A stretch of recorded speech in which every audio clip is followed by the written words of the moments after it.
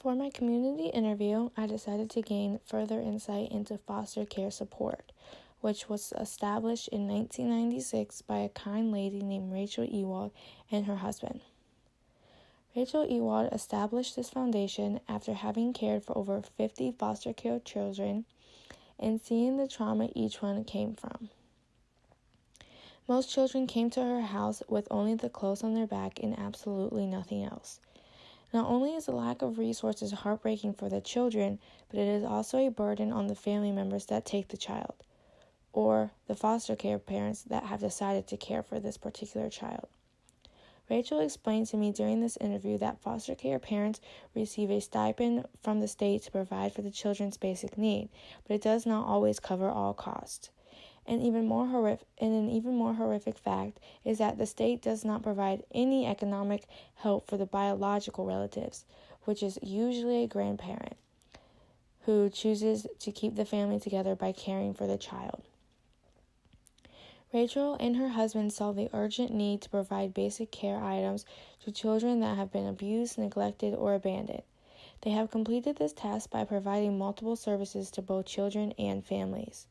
Some services that they have created include free clothing, infant care equipment, toys, books, school supplies, the mail order program, Foster Smiles, independent living support, and they just began a new mentoring program for older teenagers.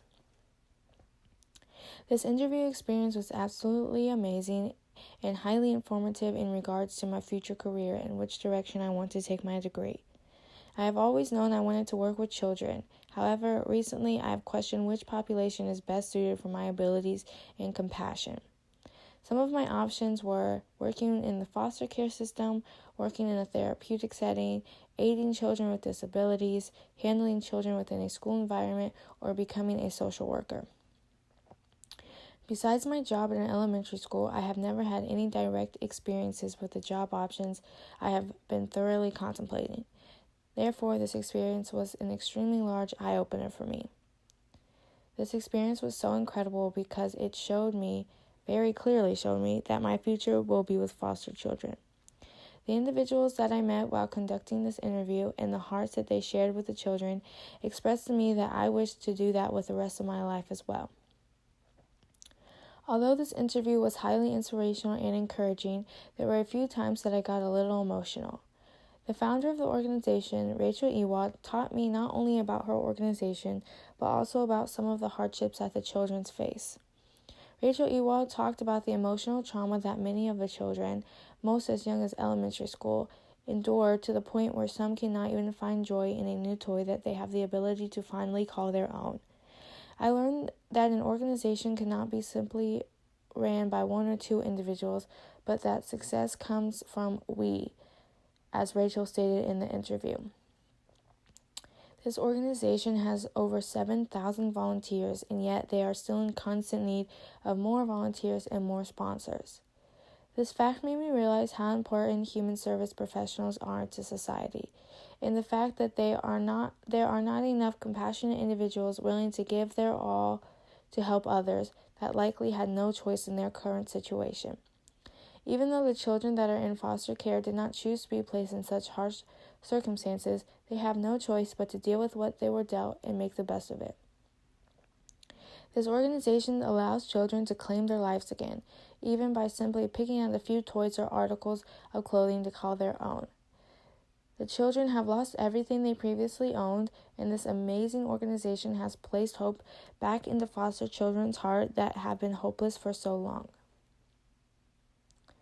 Not only is an entire staff system and volunteers needed for the running of an organization, but also the back of the house work as well. I gained the understanding that it takes hours, weeks, and thousands of individuals to sort through all of the donations that were given to the organization. Rachel Ewald showed to me how each item has to be separated into a specific age group, a certain gender, different reading levels, altering interest, and so on. The organization wants the children to like what they choose. Therefore, they place heavy importance on proper separating according to the demographics of the child. For example, if a child chooses a book meant for a 4th grade reading level, and the child only has a 1st grade reading level, the chance of the book being used diminishes greatly. I also learned that this organization earns no funding from the government, given that they are a 501c3 organization. They receive their funding by donations from communities, businesses, private corporations, etc. Another thing that I learned, which was directly brought up after the interview had concluded, was that of communication. Communication is highly important within this organization. As mentioned in the video, the foster parents have to make an appointment, which is their source of initial communication between the parent and the organization, as to when the child wishes to come to the organization. During this appointment setting is when it is communicated the demographics of the child so that the employees have a better understanding of what to have prepared for that time and day.